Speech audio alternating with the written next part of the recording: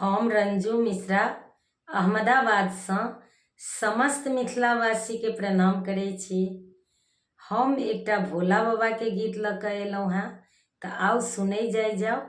ई गीतके रचनाकार छथि आदरणीय अशोक मिश्र भाईजी। हुनका प्रणाम करै छियनि।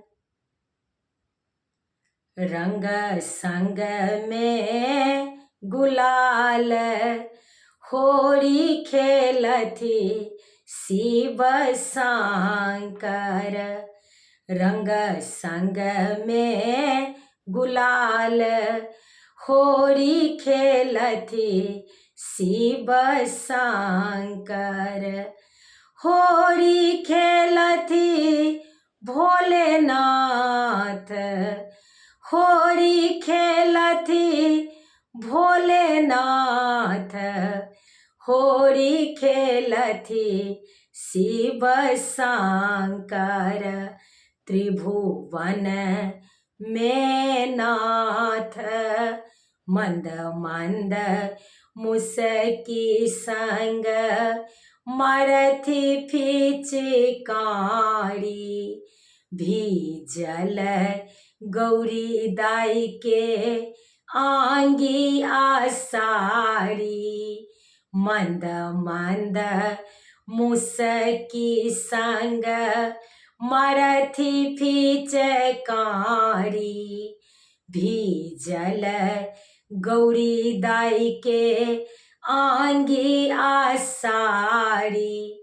भोला भेला रंग रसिया, हो भोला भेला रंग रसिया। मानथिन ककरो ने बतिया।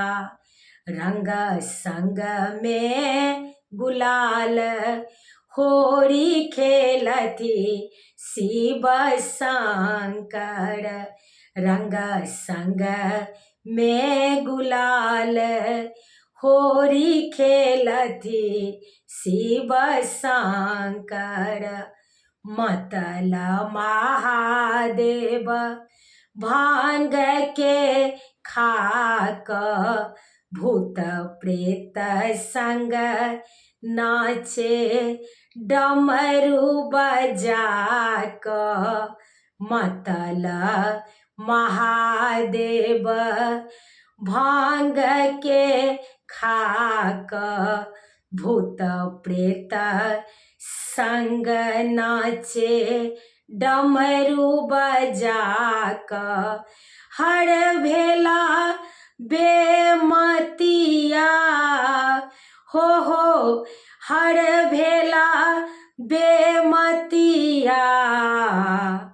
बनला पिनाकी अलबेलिया, बनला पिनाकी अलबेलिया।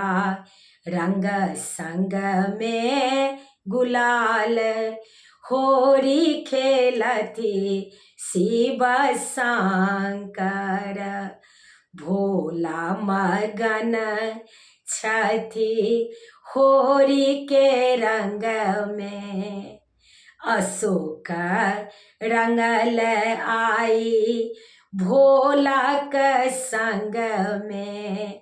भोला मगन छथि होरी के रंग में। अशोक रंगल आई भोला के संग में। करथिन ओ गोहरिया, हो करथिन ओ गोहरिया। सुनियौ यौ बाबा अरजिया, सुनियौ यौ बाबा अरजिया।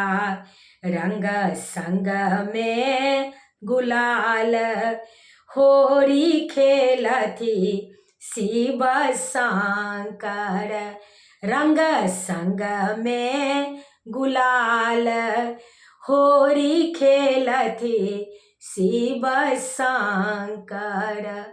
होरी खेलथी भोलेनाथ, होरी खेलथी भोलेनाथ, होरी खेलथी शिव शंकर त्रिभुवन में नाथ। जय मिथिला, जय जानकी जी। गलती भेल हैत गीत तऽ कनि क्षमा कऽ दै जेबै, आर कनि हमर यूट्यूबमे जा कऽ कनि अहाँ सबसँ आग्रह अछि जे सब्सक्राइब कऽ दै जेबै। हमर यूट्यूबके लिंक अछि रंजू अजय मिश्रा।